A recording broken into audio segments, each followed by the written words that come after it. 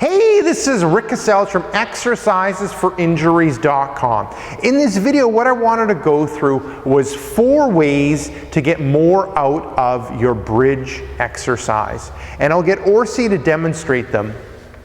So the first one ends up being get out of your power position. So when it comes to the bridge exercise, everyone kind of goes into their power position and then ends up bridging up and back down. So to make it more challenging, what we can end up doing is getting out of that power position. So if I get Orsi to straighten her legs out, so she's increased the range of motion in her knee, and then she bridges up, she's targeting her hamstrings a lot more.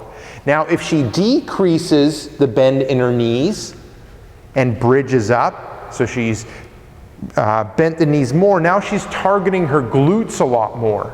So that's one way of kind of switching up the bridge, because I know with the bridge exercise, it's a common body weight exercise, and these are a couple ways that you can kind of tweak it up to make it more challenging and target the muscles in a different way.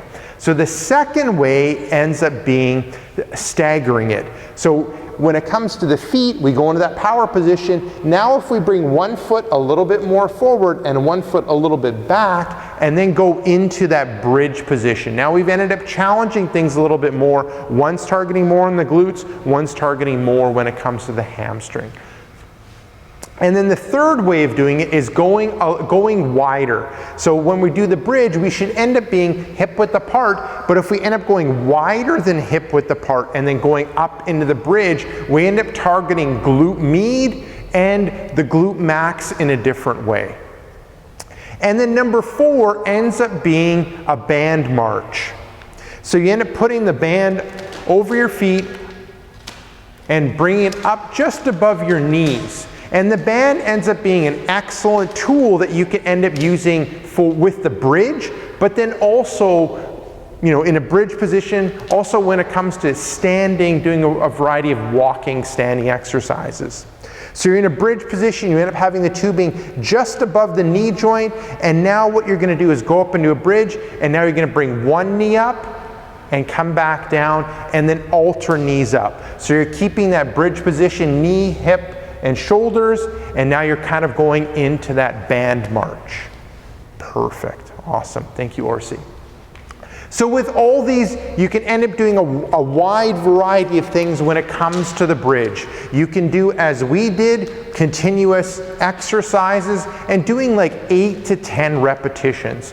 You can end up adding holds to it. So when it comes to the bridging position, at the end of the movement, you can end up adding a hold, 1 second hold, or 2 second hold, or 5 or 10 second hold.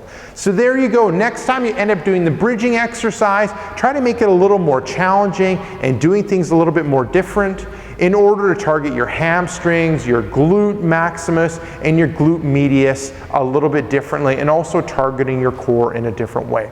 So this is Rick Cassells from exercisesforinjuries.com. Make sure to swing by exercisesforinjuries.com. Enter in your injury or pain. There's a good chance they have an article, video, or an interview for you that'll help you overcome your injury or pain. Secondly, if you're watching this on YouTube, head up above, hit subscribe. What that'll do is every couple days you'll end up getting a video like this where I end up talking about overcoming injury and pain. Lastly, head down below, hit like, and leave me a question or comment. So this is Rick Cassells from exercisesforinjuries.com saying take care and bye-bye.